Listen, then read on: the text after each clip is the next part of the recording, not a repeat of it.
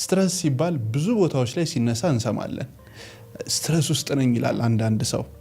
እንደዚህም ደግሞ ታይቶ ይህ ሰው በጣም በስትረስ ውስጥ እያለፈ ነው ይባላል። አይተን ራሱ የምናውቃቸው አሉ። ነገር ግን ስትረስ ሲባል ራሱ ወይንም ውጥረት ምን ማለት ነው? ስትረስ የሚባለው ነገር በነገራችን ላይ ሁልጊዜ መጥፎ አይደለም። መልካም የሆነ ስትረስም አለ፣ የሚጎዳም ስትረስ አለ። አሁን ለምሳሌ መልካም የሆነው ስትረስ ምናልባት አድኖ አገባህ እንደ አንተ ልጅ አላገባው በቃ አሁን ለምሳሌ እንደ በጣም በቃ ፍቅር ይዞ ወደ ሰርግ ልትጋባ ስትደርስ የዛ የሰርግ ስትረስ አለ፣ የአዲስ ህይወት ለውጥ ስትረስ አለ። አሁን እሱ መልካም ስትረስ ነው አለም የደስታ ነው። ግን እርግጥ ውጥረት ያመጣል፣ ሰውነትን ከኖርማሉ የሚለውጥ ነገር ያመጣል። በዛኛው ግን በጣም በምናቀው በመጥፎ ብለን በምናስበው ሰውነታችን ምላሹ ፊዚዮሎጂካሊ ወይንም ደግሞ የሰውነታችን ስርዓትን የሚያዛባው አይነት ስትረስ፣ የሚያጨናንቀው አይነት ስትረስ እንደውም በሕክምና 92% ዓለማችን ውስጥ ያለውን በሽታዎች በሙሉ የሚያመጣው ስትረስ ነው በሚባልበት ማለት በጣም በጣም ብዙ ነው። በቃ ማንም የማይነካው ሰው የለም። ምንም ከፍ ያለ ሰው ዝቅ ያለ ሰው ህፃን አይል ትልቅ አይል ሁላችንንም አፌክት የሚያደርግ ነውና ይሄንን ሁለቱን ስትረስ መለየት መልካም ነው። በመልካሙ ስትረስ ብዙ ጊዜ እናድግበታለን፣ የተሻለን ሰዎች እንሆንበታለን፣ ከመጎዳት ይልቅ እንጠቀምበታለን። ስለዚህ እሱን እንዳለ እንየውና ይሄ ግን የሚጎዳንን ስትረስ ነው ዛሬ አይ ቲንክ ብንመለከት የምንወደው አይደል? መልካም። ስለዚህ እስኪ በደንብ እንግባ ወደ ውስጥና ኮዞቹ ምንድናቸው? መነሻ ምክንያቶቹ? ኮዞቹ እንደኛ ልዩ መሆን በጣም ይለያያሉ። ምክንያቱም አሁን አንተን ስትረስ የሚያደርግህ ነገር እኔን አያደርገኝ ይሆናል። ነገር ግን አንድ ፈንዳሜንታል የሆነ ሰውነታችን ውስጥ የሚሆነው ነገር አለ። እንደውም ከዛ ቀደም ልበልና አንድ ሰው አንድ ጊዜ ስትረስ ምንድነው እየተባባለን ስንጠይቅ ትልቅ ሰው ነው እንደው በቀላሉ አንድ ነገር ልንገርሽ፣ ስትረስ ማለት ምን መሰለሽ፣ አሁን እኔ ያለሁት እዚህ ቦታ ነኝ ያለሁት 5 ሰዓት ከጠዋቱ ነው። እዚህ ቦታ ሆኜ በ5 ሰዓት ከጠዋቱ ሜክሲኮ ጋር መገኘት ስፈልግ ይሄ ይሆናል? it's impossible አይደለም? አሁን እኔ ያለሁት እዚህ ጋር ነው፣ ፍላጎቴ ግን እዛ ጋር መሆን ነው። ይሄንን በሁሉ ነገር ስታየው እኔ ዛሬ ያለኝ 10 ብር ነው፣ እንዲኖረኝ ግን የምፈልገው በአሁን ሰዓት 10,000 ብር ነው። የማይሆን ነገር ነው። what is እና ሊሆን የምንፈልገው ነገር ሲለያይ ነው። በስራ ለምሳሌ አንድ ሪፖርት መሰራት አለበት። ሪፖርቱ አሁን ማለቅ አለበት። አሁን አለቃሽ ሊያገኘው ይፈልጋል ያን ሪፖርት። አንቺ ግን 3/4 ላይ ነሽ ያለሽው። በቃ it's impossible። እነዛን ሁለት ነገሮች ቀላል ሆኖ አገኘሁት እሱን ትርጉም ስሰማ። አዎ ከዛ ደግሞ ትንሽ ሻገር ልበልና ከሱ ሌላ ሰውነታችን ውስጣችን የሚፈልገው ነገርና ውጭ ያለው ነገር ሲለያዩ ነው። አሁን ተባባልናለን። ከዛ ፊዚዮሎጂካሊ ወይንም ደግሞ የሰውነታችን ስርዓተ መደቡን ይለውጣል። ልክ እንደዛ አይነት ውጥረት ውስጥ ጭንቀት ውስጥ ስንገባ የመጀመሪያው የሰውነታችን ፊዚዮሎጂካል ሪስፖንስ የሚገርምህ ትንፋሻችንን መያዝ ነው። ከዛ አተነፋፈሳችን ቁርጥ ማለት፣ ሻሎ መሆን፣ እንደዚህ ቁና መተንፈስ አይነት ላይ በቃ እንደዚህ ቸኩያለሁ፣ ይሄ ነገር መድረስ አለበት፣ ረፍዶብኛል የሚለው አይነት ያ ፊዚዮሎጂካል ሪስፖንስ ሰውነታችን አየር በደንብ ብሎ መተንፈስ በማይችልበት ጊዜ ኦክሲጅን ያንሳዋል ሰውነታችን። ሰውነታችን ኦክሲጅን ሲያንሰው መጀመሪያ በጣም የሚጎዳው ብሬናችን፣ ውጥረትን የሚያመጣው ሰውነታችን ኦክሲጅን ሲያንሰው ደማችን አሲዲክ ይሆናል። ብዙ ጊዜ ደማችን አሲዲክ ሲሆን የደም ስሮቻችን ኮንስትሪክት ያደርጋሉ። ደም ስሮቻችን ኮንስትሪክት ሲያደርጉ ብለድ ፕሬሸራችን ይጨምራል፣ የልብ ምታችን ይጨምራል። ማስሎቻችን ይወጣጠራሉ። አንገቴን ጨመደደኝ፣ ወገቤን፣ ራሴን አመመኝ፣ ቀሰፈኝ፣ ትከሻዬን ያዘኝ፣ ደረቴን ጨመደደኝ የሚለው ስሜቶች ይመጣሉ። የሁላችን የተለያየ ነው። የስትረስ ኤክስፐርት አለው ብዬ አላምንም። ለምን መሰለ ይህንን የምልበት ምክንያቱም ልክ እንደ አሻራችን ልዩነት ሰውነታችን ለስትረስ ምላሹ ይለያያል። ዛሬ እንደውም ይህንን ፖድካስት እኔን ልትጠይቅ ሳይሆን አንተን ልጠይቅህ ነው የመጣው።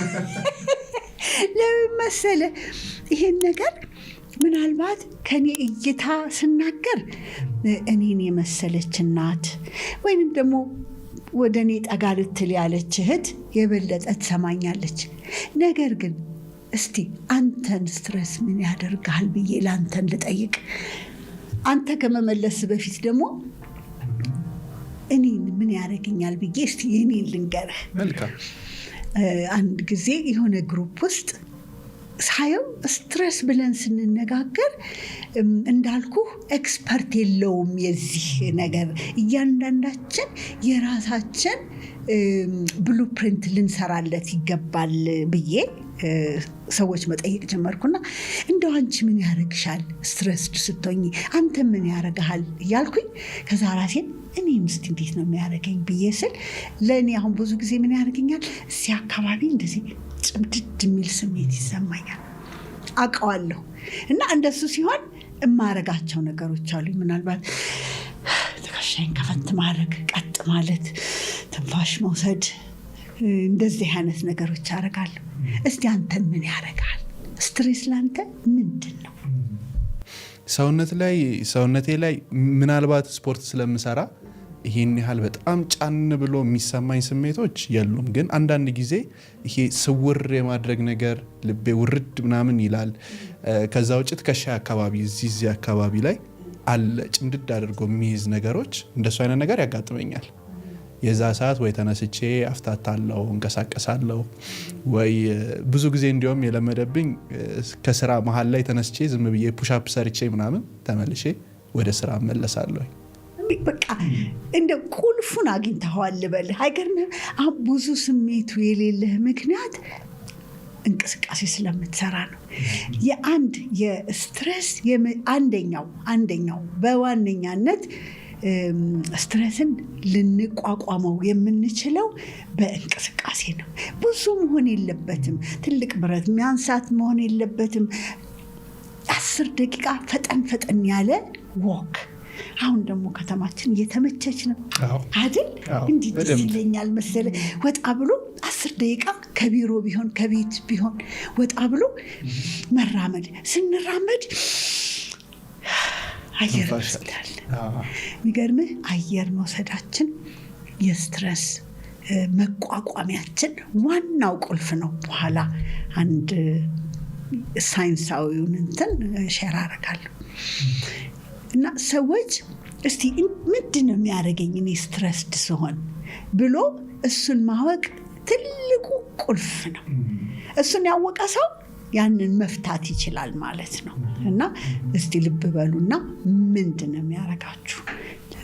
ሳይንቲፊክሊ ሰውነታችን ይሄ አውቶኖሚክ ነርቨስ ሲስተም የሚባለው ይሄ እኔና አንተ ማንቆጣጠረው አለ አይደለም? የልባችን አመታት፣ የጨጓራችን ምግብ መፍጨት፣ እንደው ቅጠሉን በልተን ስጋ የሚያደርገው ይሄ ተአምር የሆነ በነገራችን ላይ ድንቅ አይደል? ሰውነታችን እሱን ስናደንቅ ደግሞ ይገርምሃል ከሰውነታችን እንግባባለንና ስትረስን የተሻለ ማኔጅ ማድረግ እንችላለን። እሱን እያልኩኝ ይሄ አውቶኖሚክ ነርቨስ ሲስተም የሚባለው ይሄንን ሁሉ የሚሰራው 2 ዘርፍ አለው። አንደኛው ዘርፍ ሲምፓታቲክ ይባላል ወይ በአማርኛ አላውቀውም እንዴት እንደምንለው፣ ግን የትኛው መሰለህ ይሄ እንደው የእውነት ሰው መሆናችን እንደው ፋይት ፍላይት ወይንም ደግሞ ራሳችን እንደው ሁል ቀን በፍርሃት ብለን የምንጠብቀው እንደ ወታደር ቢጤው አለ። እሱ ሁል ጊዜ በጥርጥር ላይ በቃ በእንዲህ አይነት እንትን ላይ ያለ ነው። አንደኛው ፓራሲምፓታቲክ ይባላል። በጣም የምወደው እሱኛው ምን አይነቱ መሰለ ሰውነታችንን ረስት ዳይጀስት ብሎ የሚለው ረጋ በል የሚለው የተበላሸም ነገር ካለ አስተካክለዋለሁ የሚል የሚገርም ስንተኛ ሰውነታችን በሱኛው ሲስተም ቆሻሻ ማስወገዱን ሆነ ሰውነታችንን ማረጋጋቱም ሆነ መተኛታችንም ሆነ ረጋ የሚያሰኘን እሱ ነው። እነዚህ ሁለቱም ሲስተሞች ከኛ ቁጥጥር ውጭ ናቸው። ይሄ በአስተሳሰባችን እግራችን እንደምናንቀሳቅሰው የምናዛቸው አይደሉም።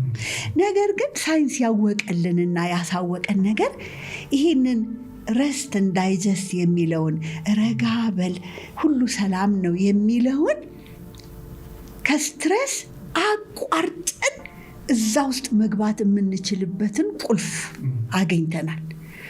የሚገርምህ ምን መሰለህ እሱ ትንፋሻችን። አንድ ሰው በስትረስ ውስጥ ሆኖ በፈለገ አይነት ጭንቀት ውስጥ ሆኖ ከዛ ውስጥ ትንሽ መውጣት የሚችለው ትንፋሹን ልብ ሲል ነው።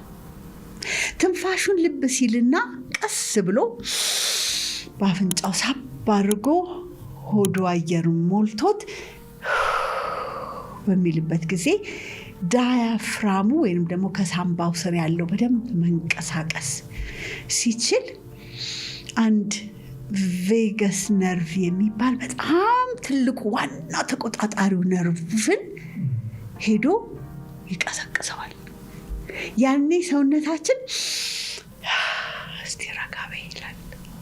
አይዞሽ መልካም ነው ሁሉም ይላልና ስትረስ የፈለገ ስትረስ ፊት ለፊታችን ቢሆን አንዳንድ ጊዜ በዛ ውስጥ ለማለፍ ከመታገል ይልቅ ራሳችንን ወጣ አርገን ያንን ስትረስ ተሻግረን ያ ፓራሲምፓታቲክ የሚባለው ሰውነታችን ራሱን ብሎ ረጋ እንዲል ምርጫችንን እንድናቅ ብልሃት እንዲኖረን መላ ማምጣት እንድንችል ኃይል ይሆነናል። ቅድም ስለ ሃርት ብሬን ኮሄረንስ አነሳህና ይሄ ልብና ጭንቅላታችንን ማገናኘት ሃርት ብሬን ኮሄረንስ ብሎ ሳይንስ አለው እንጂ አያቶቻችን የኔ አያቶች ምናልባት ያን ላትደርስበት ትችላለህ። ብዙ ጊዜ እንባል ነበረ ልጄ ከቀልብህ ሁን፣ እስቲ የልብህን አይን ይክፈትልህ ማለት የማይታየው ይታይህ ነው። አንዳንዴ ስትረስ የሚባለው ነገር ቁጥርጥር ሲያደርገን መላ መምታት እንኳን አንችልም። የምናውቀው ነገር የሚጠፋብን ጊዜ አለና እሱን መቋቋም የምንችለው እኔ አንድ ነገር በህይወት የማውቀው ትንፋሻችን ጋር ስንሆን ምንም የማይከፈልበት ሀብታም ድሃ የማይልበት አለኝ የለኝም የማይባልበት ይሄ ትንፋስ እስካለን ድረስ ስትረስን ማሸነፊያ በር መክፈቻ ይሄ ነው እጄ ላይ ያለኝ። ይሄን ነው ማመጣል።